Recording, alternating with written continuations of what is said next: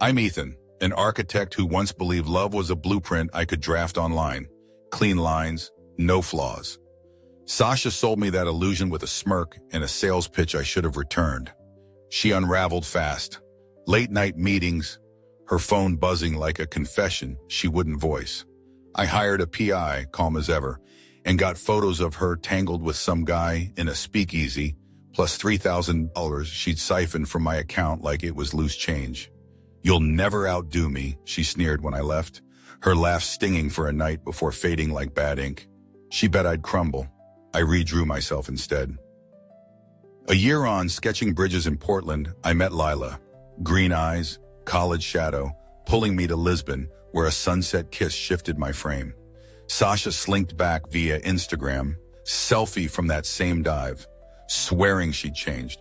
Spoiler, mirrors don't lie. I didn't just sidestep her, I turned her taunt into my cornerstone.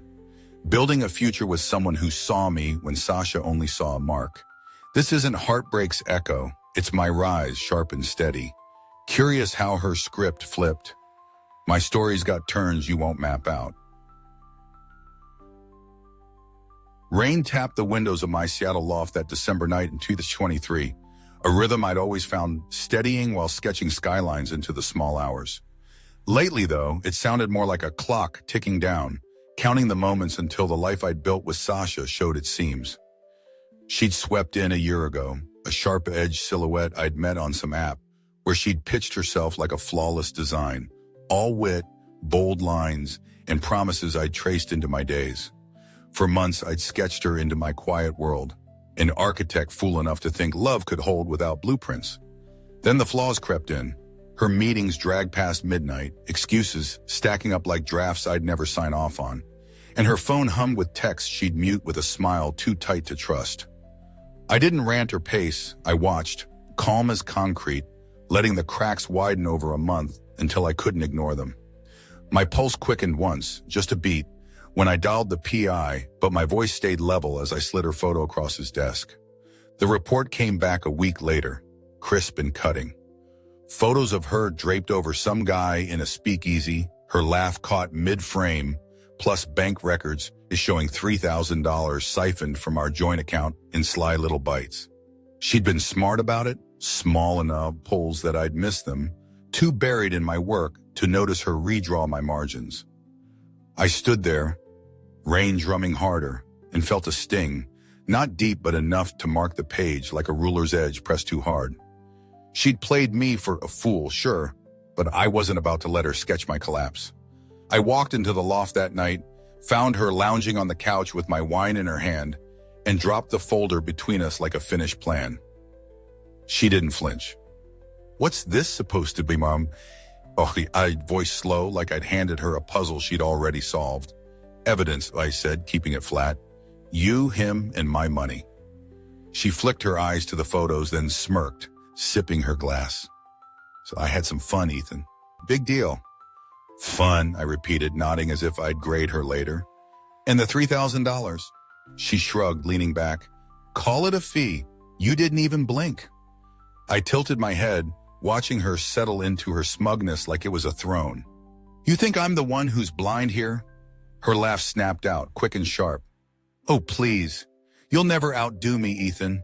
You're not wired for it." I let her words hang, a sloppy sketch she'd drawn with too much ink and not enough sense. She'd framed me as some broken truss, a design doomed to buckle under her brilliance. I could have shouted, could have smashed that glass she'd lifted from my shelf. But why bother? The sting of her laugh faded fast, a smudge I'd wiped clean, and I saw the punchline she'd missed. She'd handed me the exit, not the end.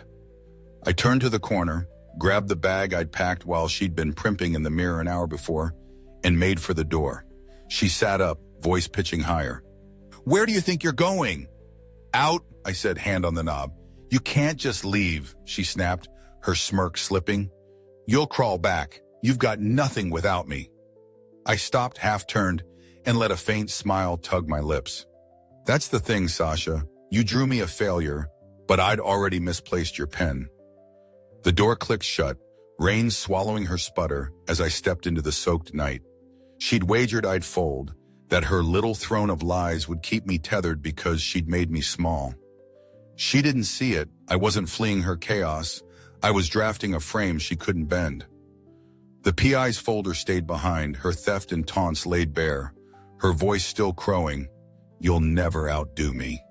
I could have told her I'd already started just by walking away, but she'd learned that in time, not from my words, but from the silence I'd build without her. The rain wasn't a shroud that night. It was a cadence, steady and mine, marking the first line of a design she'd never touch. She thought she'd broken the plan, but she'd only cleared the slate. I'd outdo her, not with noise, but with the life I'd sketch beyond her reach. Her punchline was mine now, the rest was up to me. Portland's mist greeted me that January morning in 2025, a gentle shroud over the firs outside my flat's window, and I found it cleaner than Seattle's rain ever had been. 13 months had slipped by since I'd walked out on Sasha, her taunts now a faint scribble in my mind. Like a blueprint I'd crumpled and tossed into the wind. I'd landed here after a 3-hour drive south, not to run, but to reset, close enough to keep my bearings, far enough to erase her smudges from my edges. The city fit me, its muted greens and sturdy bridges, a canvas I'd sketch at dawn after runs along the waterfront. My breath sharp in the cold. I wasn't rebuilding to spite her. I was doing it because the lines felt right, and that cut deeper than any retort I'd left unsaid. Friends I'd let fade under her rain filtered back, their voices stitching up the silence she'd stretched thin, and I let my days settle into a rhythm, steady as a well-drawn plan. Then, one overcast afternoon, I wandered into a photography exhibit downtown, drawn by the hum of art and a chance to dodge my desk. I spotted Lila before she noticed me. Green eyes, quick grin, a shadow from college art history classes where I'd traced trusses while she'd jotted notes. She'd sharpened since then, a photographer fresh from a year chasing light across Europe, and she waved me over as I lingered near a print, her warmth slicing through the gray. "Ethan still hooked on bridges?" she asked, her tease soft but pointed. "Still chasing frames," I replied, nodding at her work on the walls.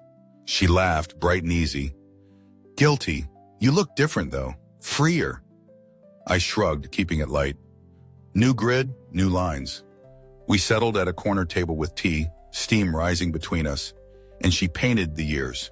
Europe's chaos, deadlines in dim rooms, now Portland to root down.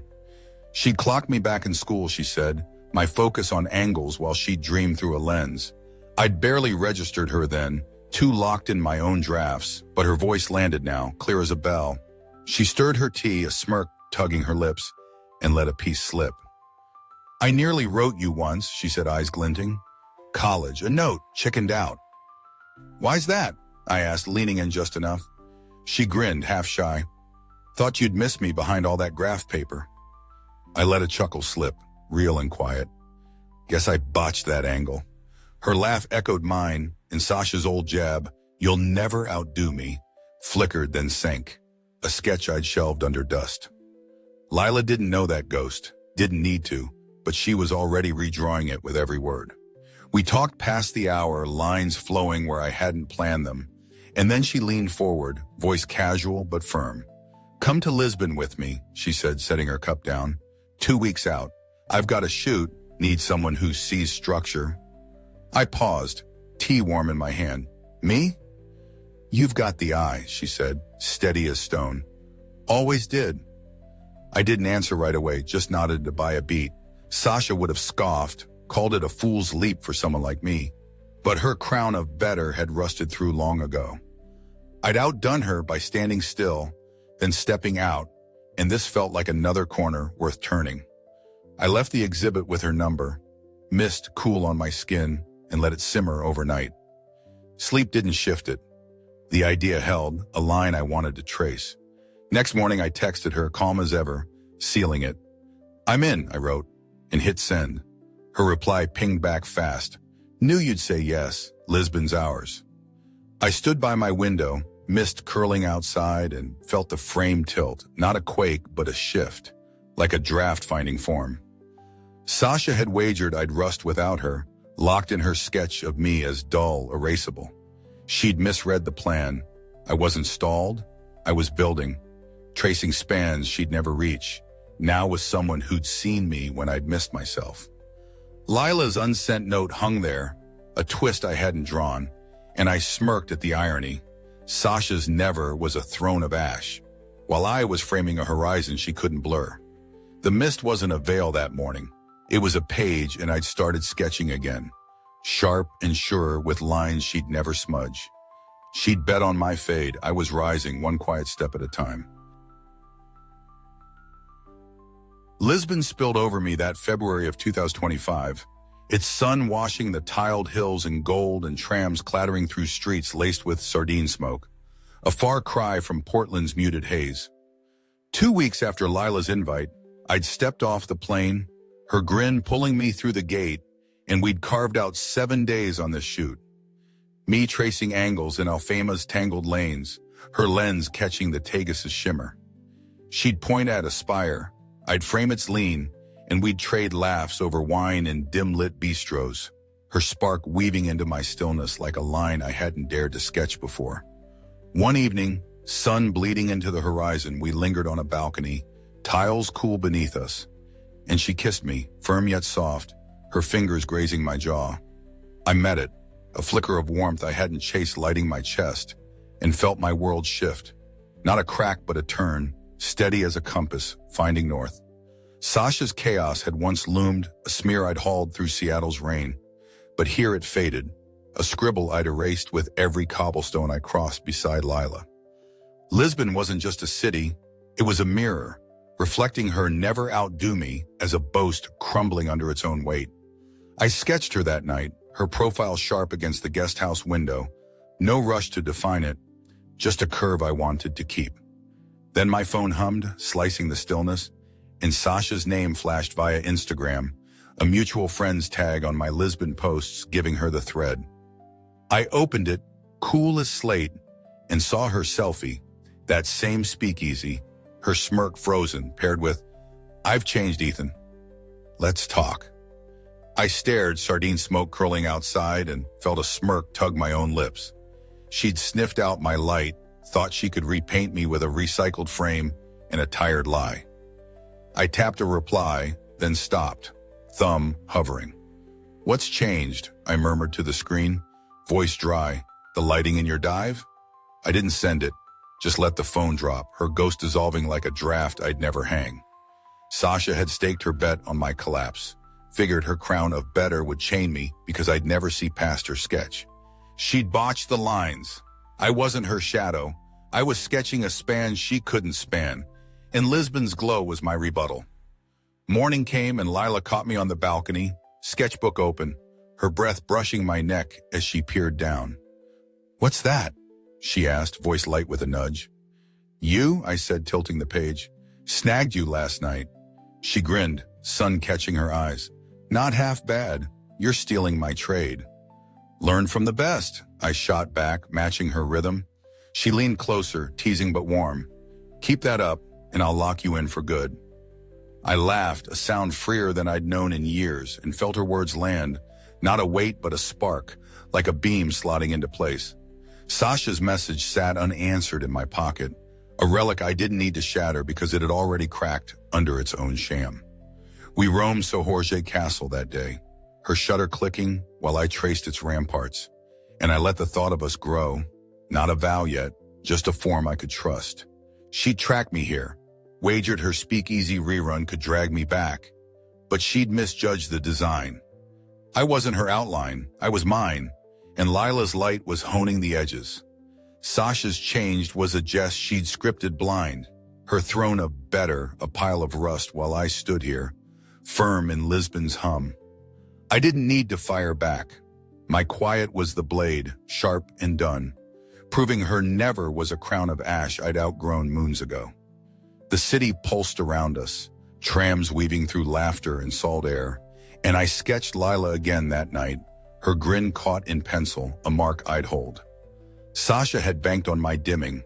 I was blazing now, not with fanfare, but with every stroke I laid beyond her grasp. Lisbon wasn't just a detour, it was my draft, and I was tracing it, sure and clear, with a hand she'd never steer. She'd tossed me her failure. I'd forged it into light, one steady rise at a time.